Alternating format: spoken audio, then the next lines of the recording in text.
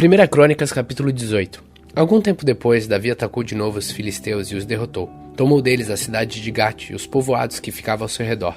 Também derrotou os moabitas, que ficaram dominados por ele e lhe pagavam impostos.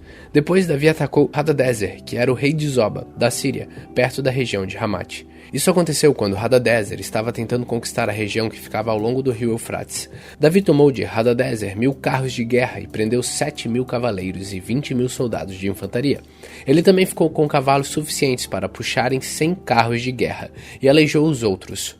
Os sírios de Damasco foram socorrer Hadadezer, e Davi os atacou e matou 22.000 deles. Em seguida colocou os acampamentos militares no território dos sírios de Damasco. Davi os dominou e eles pagavam impostos. O Senhor Deus fez com que Davi fosse vitorioso em todos os lugares. Davi tomou dos oficiais de Hadadezer os escudos de ouro que ele estava usando e os levou para Jerusalém. Também tomou uma grande quantidade de bronze das cidades de Tibate e de Cum, que eram governadas por Hadadezer. Anos mais tarde, Salomão usou esse bronze para fazer o tanque e as colunas e objetos para o templo. O rei Toi, da cidade de Ramate, soube que Davi tinha derrotado todo o exército de Hadadezer. Então mandou seu filho Jorão para cumprimentar Davi e para lhe dar parabéns por ter vencido Hadadezer. Acontece que Toi havia lutado muitas vezes contra Hadadezer. Jorão levou para Davi objetos de prata, de ouro e de bronze. E o rei Davi os separou para serem usados na adoração a Deus, o Senhor, juntamente com a prata e o ouro que tinham tomado dos povos que havia conquistado, isto é, os edomitas, os moabitas, os amonitas, os filisteus e os amalequitas. Abissai, cuja mãe se chamava Zeruia, derrotou os edomitas no vale de Sal e matou 18.000 deles. Ele colocou acampamentos militares em todo o país de Edom, e o povo dali ficou debaixo do domínio de Davi. O Senhor fez com que Davi fosse vitorioso em todos os lugares aonde ia. Davi governou todo Israel e fez com que o seu povo fosse sempre tratado com justiça. Joabe, irmão de Abissai, era o comandante do exército. Josafá, filho de Ailude, era o conselheiro do rei. Zadok, filho de Aitube, e Aimeleque, filho de Abiatar, eram os sacerdotes. Seraías era o escrivão. Benaías, filho de Joiada, era o chefe dos queratitas e dos peletitas. E os filhos do rei Davi tinham as mais altas posições no seu serviço.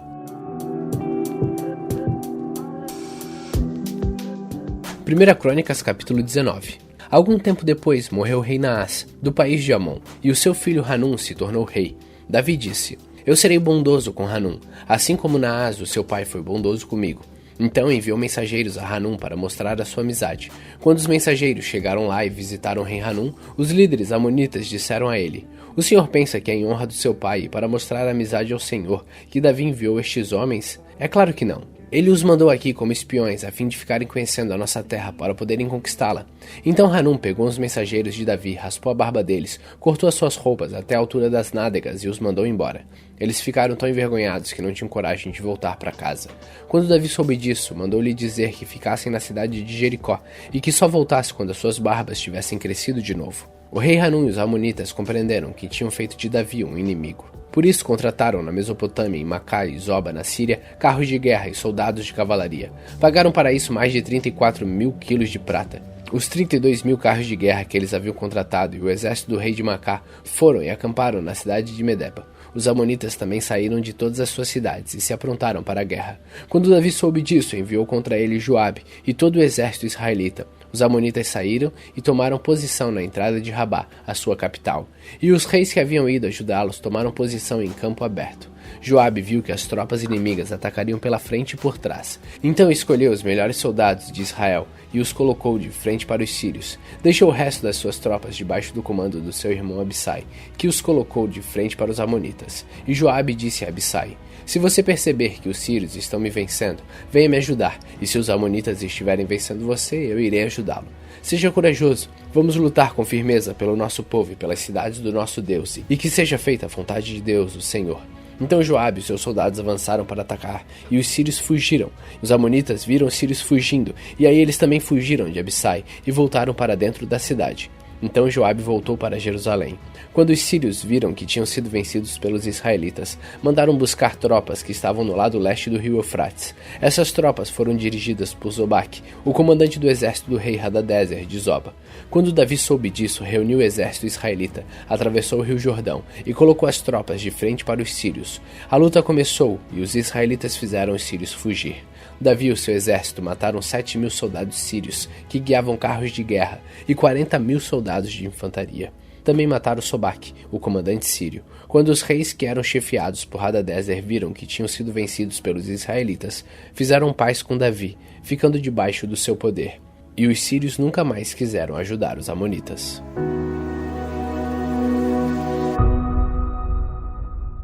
Hoje, a partir do dia 184 de nossa leitura, vamos recomeçar a ler Salmos e o Novo Testamento. E assim, com leituras de 15 a 20 minutos por dia, no dia 31 de dezembro desse ano, terminaremos de ler a Bíblia toda, uma vez inteira o Antigo Testamento e 2 vezes o Novo Testamento. Continue faminto, continue humilde.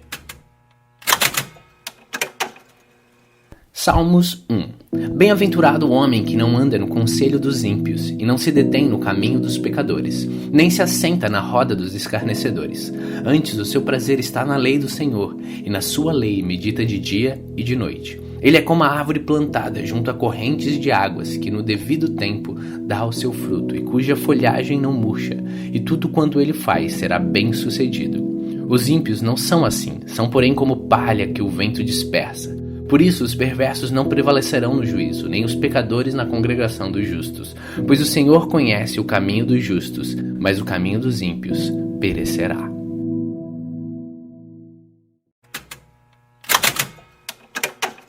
Mateus 1.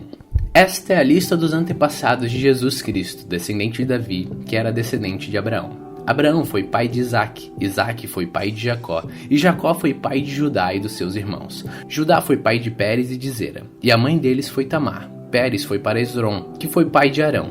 Arão foi pai de Aminadab, que foi pai de Nasson, que foi pai de Salmão. Salmão foi pai de Boaz, e a mãe de Boaz foi Raabe. Boaz foi pai de Obed, e a mãe de Obed foi Ruth. Obed foi pai de Jessé, que foi pai do rei Davi.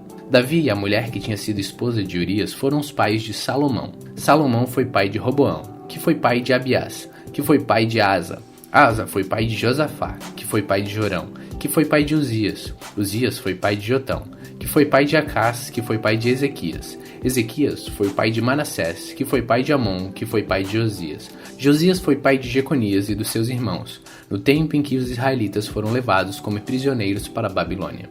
Depois que o povo foi levado para a Babilônia, Jeconias foi pai de Salatiel, que foi pai de Zorobabel. Zorobabel foi pai de Abiúde, que foi pai de Eliaquim, que foi pai de Azor.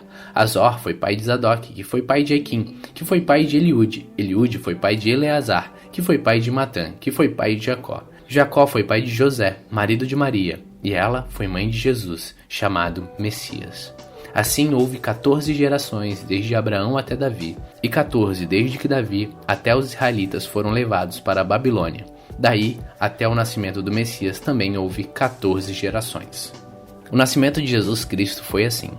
Maria, sua mãe, ia casar com José, mas antes do casamento ela ficou grávida pelo Espírito Santo. José, com quem Maria ia casar, era um homem que sempre fazia o que era direito. Ele não queria difamar Maria e por isso resolveu desmanchar o contrato de casamento, sem ninguém saber. Enquanto José estava pensando nisso, um anjo do Senhor apareceu a ele num sonho e disse: José, descendente de Davi, não tenha medo de receber Maria como sua esposa, pois ela está grávida pelo Espírito Santo. Ela terá um menino e você porá nele o nome de Jesus, pois ele salvará o seu povo dos pecados deles. Tudo isso aconteceu para se cumprir o que o Senhor tinha dito por meio do profeta. A virgem ficará grávida e terá um filho, que receberá o nome de Emanuel, Deus conosco. Quando José acordou, fez o que o anjo do Senhor havia mandado e casou com Maria. Porém não teve relações com ela até que a criança nasceu, e José pôs no menino o nome de Jesus. Mateus capítulo 2. Jesus nasceu na cidade de Belém, na região da Judéia, quando Herodes era rei da terra de Israel. Neste tempo, alguns homens que estudavam as estrelas vieram do Oriente e chegaram a Jerusalém. Eles perguntaram: onde está o menino que nasceu para ser o rei dos judeus? Nós vimos a estrela dele no Oriente e viemos adorá-lo. Quando o rei Herodes soube disso, ficou muito preocupado e todo o povo de Jerusalém também ficou. Então Herodes reuniu os chefes dos sacerdotes e os mestres da lei e perguntou onde devia nascer o Messias. Eles responderam: na cidade de Belém, na região da Judéia, pois o profeta escreveu o seguinte: Você, Belém da terra de Judá, de modo nenhum é a menor entre as principais cidades de Judá, pois de você sairá o líder que guiará o meu povo de Israel. Então Herodes chamou os visitantes do Oriente para uma reunião secreta e perguntou qual o tempo exato em que a estrela havia aparecido. E eles disseram: Depois os mandou a Belém com a seguinte ordem: vão e procurem informações bem certas sobre o menino, e quando o encontrarem me avisem para eu também ir adorá-lo. Depois que receberam a ordem do rei, os visitantes foram embora. No caminho viram a estrela, a mesma que tinham visto do Oriente. Ela foi adiante deles e parou acima do lugar onde o menino estava. Quando viram a estrela, eles ficaram muito alegres e felizes. Entraram na casa e encontraram o menino com Maria, a sua mãe. Então se ajoelharam diante dele e o adoraram. Depois abriram seus cofres e lhes ofereceram presentes: ouro, incenso e mirra. E num sonho Deus os avisou que não voltassem para falar com Herodes. Por isso voltaram para sua terra por outro caminho. Depois que os visitantes foram embora, um anjo do Senhor apareceu num sonho a José e disse: levante-se, pegue a criança e a sua mãe e fuja para o Egito. Fiquem lá até eu avisar, pois Herodes está procurando a criança para matá-la. Então José se levantou no meio da noite, pegou a criança e sua mãe e fugiu para o Egito. Eles ficaram lá até a morte de Herodes. Isso aconteceu para se cumprir o que o Senhor tinha dito por meio do profeta: eu chamei o meu filho, que estava na terra do Egito. Quando Herodes viu que os visitantes do Oriente haviam enganado, ficou com muita raiva e mandou matar em Belém e nas suas vizinhanças todos os meninos de menos de 2 anos. Ele fez isso de acordo com a informação que havia recebido sobre o tempo que a estrela havia aparecido. Assim se cumpriu o que o profeta Jeremias tinha dito. Ouviu-se um som em Ramá, o som de um choro amargo. Era Raquel chorando pelos seus filhos.